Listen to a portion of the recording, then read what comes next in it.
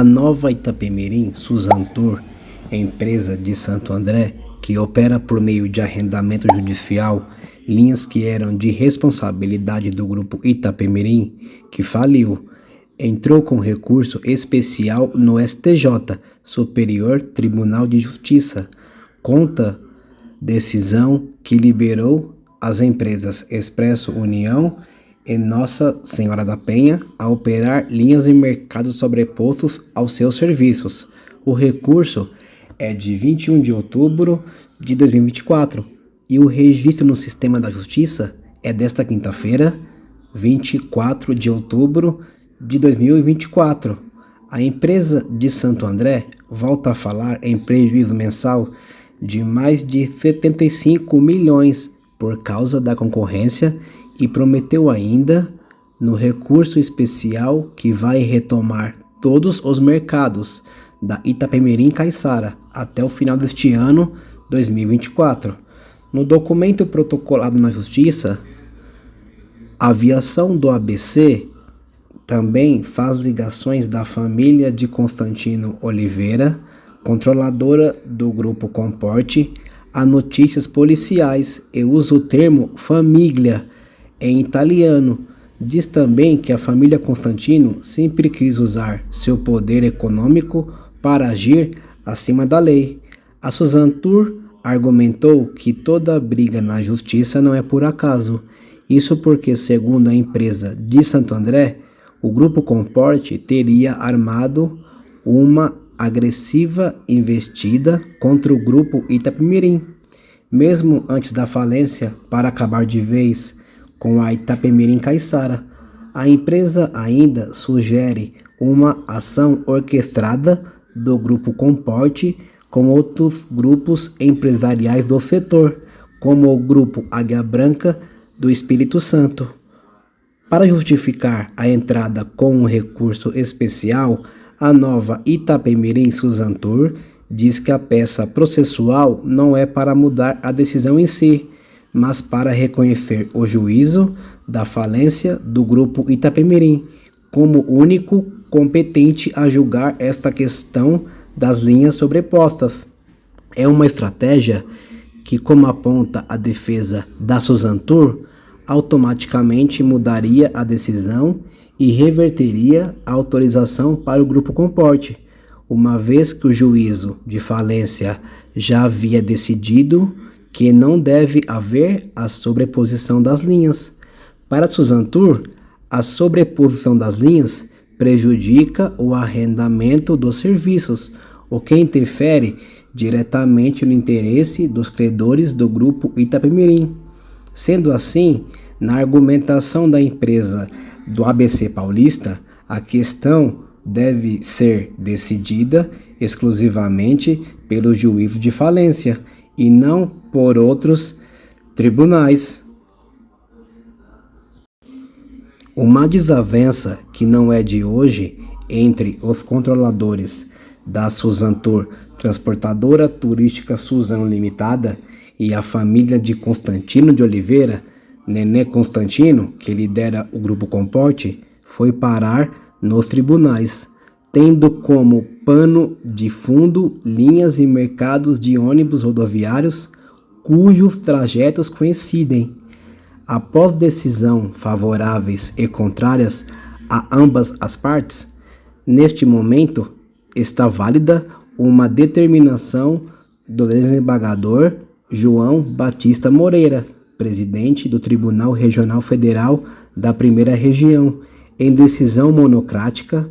terminativa que restabeleceu o direito de Grupo Comporte operar as linhas que atendem estados como São Paulo, Rio de Janeiro, Minas Gerais e Espírito Santo.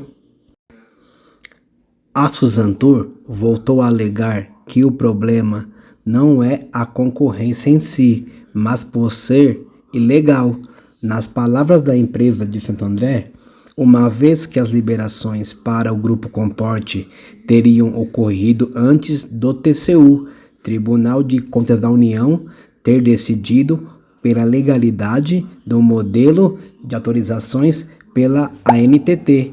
uma operação sobreposta de linhas, isto é, a concorrência de duas empresas numa mesma linha de transporte, que implica necessariamente uma perda de fatia da clientela entre uma e outra reciprocamente. Não é um problema em si, ao contrário, isso é natural e é bom. O Brasil é um país de livre mercado. Artigo 170, parágrafo 4 da Constituição Federal. E especialmente o mercado de transporte terrestre de passageiros tem passado por inovações legais e regulamentações nos últimos anos que obtiveram, juntamente, favorecer ainda mais a livre concorrência nesse setor. O que não se pode admitir, por outro lado, é a concorrência ilegal. A Suzantur defendeu que, neste caso, cabe um recurso especial ao STJ, Superior Tribunal de Justiça, porque a Constituição admite este tipo de tentativa jurídica, quando a questão debatida tem relevância social, econômica e jurídica. Em 3 de julho de 2024, a Corte Especial do Tribunal Regional Federal da Primeira Região atendeu mandado de segurança das empresas Expresso União e Nossa Senhora da Penha, do Grupo Comporte, da família de Constantino de Oliveira, e reverteu decisão que havia suspendido 9 linhas, com mercados favorável à Nova Itapemirim, Suzantur, mas a decisão é provisória até o julgamento do mérito final. Entretanto, em 15 de agosto de 2024, a mesma Corte Especial do Tribunal Regional Federal da Primeira Região